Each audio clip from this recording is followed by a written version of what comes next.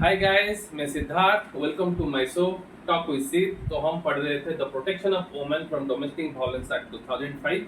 तो आज हम पढ़ेंगे सेक्शन 22 सेक्शन 37। तो मॉनिटरी रिलीफ, इस सेक्शन में मॉनिटरी रिलीफ मिलता है।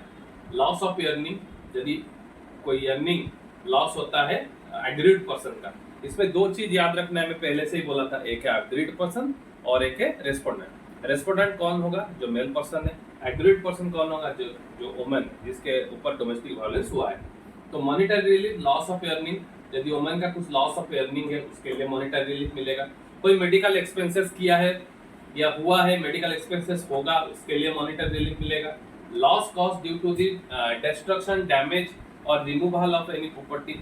पकड़ लीजिए, जो कोई प्रॉपर्टी है उसका लॉस हुआ है ड्यू टू दी वायलेंस और due to the act, omission, commission, कुछ भी हो सकता है मेल पर्सन। तो जो भी डैमेज है आपको मिलेगा। मेंटेनेंस ऑफ चाइल्ड, बच्चे का जो खर्चा पानी है, जो जैसे बच्चा रहेगा उसका जितना अलाउंसेस चाहिए, उसका स्कूल मेंटेनेंस क्या है, आगे जाके मैं आपको पढ़ाऊंगा। सीआरपीसी में है मेंटेनेंस चैप्टर। तो मेंटेनेंस में वो चाइल्ड का क्या क्या मेंटेनेंस आता है उसमें देखेंगे। तो इसमें जो मेंटेनेंस का है मॉनिटरी रिलीफ मिल जाएंगे। रिलीफ एडिक्वेट और फेयर होना चाहिए। मतलब इतना एडिक्वेट और फेयर मतलब है कि ऐसा नहीं है कि कोई मांग दिया कि मेरे को चाहिए कि 5 लाख, ऐसा नहीं है। जो अर्निंग है, जो मेल पर्सन का जो अर्निंग है उसी का हिसाब से, उसका जो डिपेंडेंट को देखते हुए और उसका हालात को देखते हुए, उसका डेप्थ सारा देखते हुए वो बताया जाता है कि कितना एडिक्वेट और फेयर होना चाहिए। ऐसा नहीं है कि 500,000 रुपया बोला जाए, दैट इज वेरी मतलब लेस, उससे किसी का जिंदगी गुजारा नहीं होता। तो इसमें जो मैजिस्ट्रेट है, जो कोर्ट है, वो बहुत देख के विमर्श करके देता है। मैजिस्ट्रेट विल गिव मंथली और लॉन्सम, ये याद रखिए। ऐसे डाइवोर्स केसेस जो होता है उसमें भी ऐसा रहता है, मंथली और लॉन्सम। मंथली मतलब जब तक मतलब वो एग्रीड पर्सन है तब तक वो मंथली वो पैसा आता रहेगा, या फिर लॉन्सम एक बार में ही वो पैसा दे देते हैं। और जो जितना सारा फ्यूचर मेंटेनेंस जो भी है वो लॉन्सम में ही आ जाता है। तो जो भी इसमें मिलेगा उसमें send a copy to police station, जो पुलिस स्टेशन को ये भेजा जाता है। Respondent will give within a period of, मतलब उसको बोला जाता है कि जो रेस्पोंडेंट है उसको इतना पीरियड के अंदर तुमको देना है, ये करना है, उसको ही बोला जाता है ऑर्डर में। और उनको यदि बाई चांस उनका फेल्यूर होता है, यानी वो नहीं देता है या किसी कारण वो जाना नहीं दिया जाता है, डायरेक्टली वहां से जिसका वहां से सैलरी आता है वहीं से उसको कट करके जो एग्रीड पर्सन है, जो वुमेन है, उसके अकाउंट में डायरेक्ट देने का भी इसमें प्रोविजन है। कितना स्ट्रिक्ट लॉ बनाया गया है। Custody order, temporary custody order इसमें मिलता है, जिसमें जो बच्चे का है, जो कस्टडी है, उनको दिया जाता है माँ को। तो वो कस्टडी में अरेंजमेंट विजिट ऑफ रेस्पोंडेंट भी कैसे आके विजिट करे, उसका टाइम फ्रेम होता है, तो सब देता है। Custody order, compensation order, directly respondent जो है to pay compensation damage to the injury, mental और इमोशनल डिस्ट्रेस। जो भी कुछ मेंटल टॉर्चर या इमोशनली कुछ भी किया है तो जो कॉम्पेंसेशन है उसको मिलेगा, जो एग्रीड पर्सन है उसको मिलेगा। वो कॉम्पेंसेशन डायरेक्टली इससे मांगा जाएगा, जो रेस्पोंडेंट है, जो मेल पर्सन है। Power to grant interim and ex parte order, इसमें एक interim order, ex parte order मिलता है। एक्स पार्टी मतलब बिना उसको पूछे, बिना उसको उसका जवाब मांगे, डायरेक्टली मतलब रेस्पोंडेंट का, उसको भी दिया जा सकता है। तो इसको मिलता है एक्स पार्टी। इस एक्स पार्टी ऑर्डर जो मिलता है, मेनली आप सीपीसी में देखेंगे, सीपीसी चैप्टर में मैं आपको तब पढ़ाऊंगा आपको।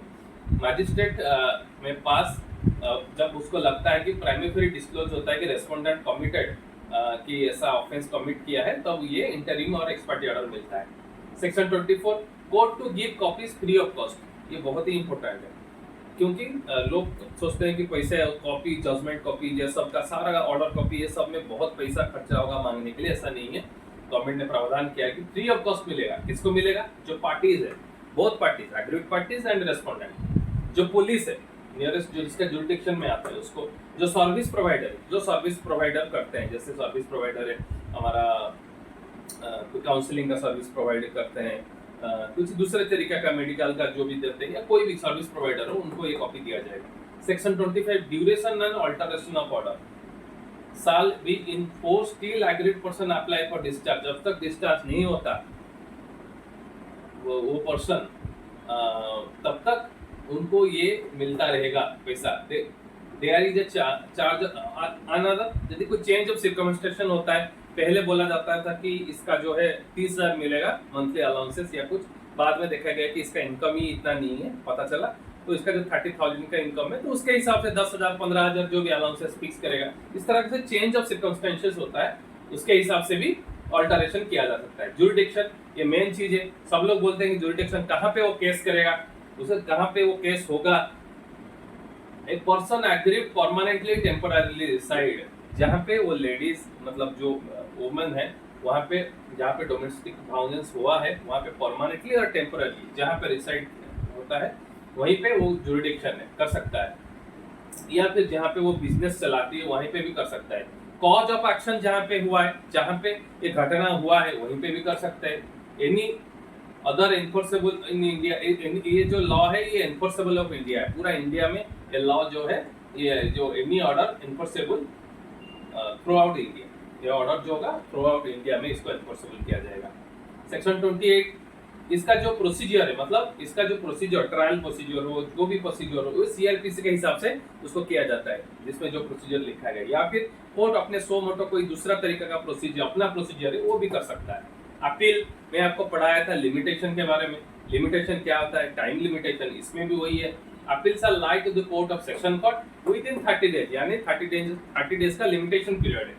तो लिमिटेशन के अंदर बाढ़ हो जाता है तो उसको वो एक्सेप्ट नहीं किया जाता है, इसलिए वही चीज है, appeals are lie with in 30 days. ये दोनों पक्ष, दोनों ही parties, whether it is respondent और एग्रीड पर्सन, दोनों का ही 30 डेज का वो अपील पीरियड रहता है from date of order made, जिस डेट से ऑर्डर मेड हुआ या फिर सॉल्व किया गया। Section 30 protection officer member of service provider to be public servant, क्यों बनाया गया है कि उनके ऊपर, क्योंकि वो सारा का सारा जाके देखते हैं लड़की को, जो वुमेन है उनको जाके घर में रखना, उनका मॉनिटरी क्या रहेगा, ऐसा सारा का सारा करते हैं। तो हो सकता है कि जो रेस्पोंडेंट है या फिर एग्रीड पर्सन है उनके तरफ से भी किसी के तरफ से उनका जान को खतरा हो सकता है, या फिर कोई क्रिमिनल केसेस उनके ऊपर चला जा सकता है, तो उनको बनाया गया है कि protection officer member service provider to be a public servant, उनको पब्लिक सर्वेंट के हिसाब से बनाया जाएगा। तो उनको जो काम है, जो काम कर रहे हैं उनको बोला जाएगा गवर्नमेंट के हिसाब से वो काम कर रहे हैं। Penalty for breach of protection officer, यदि कोई प्रोटेक्शन ऑफिसर अपना काम ठीक से नहीं करता है, उनको इम्प्रिजनमेंट 1 साल तक या फिर 20,000 का फाइन, या पूरे बहुत इतना स्ट्रिक्ट लॉ देखिए।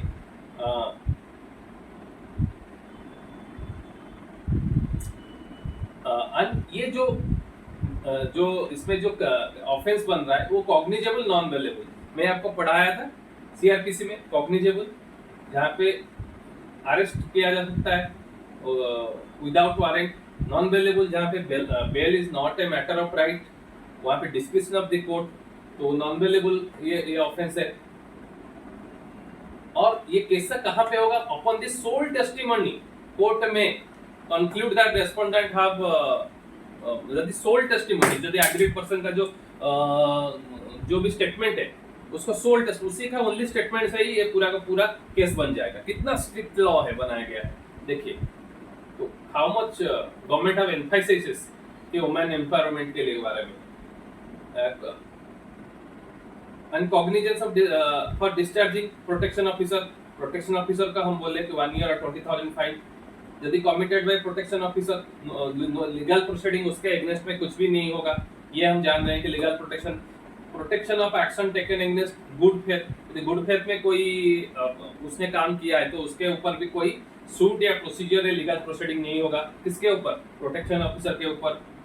Act not introduction of any other law, this act is addition to, not in derogation of to law. ये इतना इंपॉर्टेंट नहीं है। Power of central government make rule, मतलब सेंट्रल गवर्नमेंट इसमें रूल बनाता है। तो मेन जो चीज है वो पढ़ा दिया, monetary relief, custody order, compensation order, power of grant interim ex parte order, court to give copies free of cost, duration and alteration of order, jurisdiction, cause of action, procedure, appeal, protection for members, penalty breach of trust, cognizance and non-available, penalty for discharge, cognizance officer committed by protection officer, act in determination of any other law and power of central government. This is very छोटा सा section है and मैं आपको बोलूंगा कि आप सभी Google में टाइप करिए ये वाला the protection of women's from domestic violence act, आपको आ जाएगा उसको।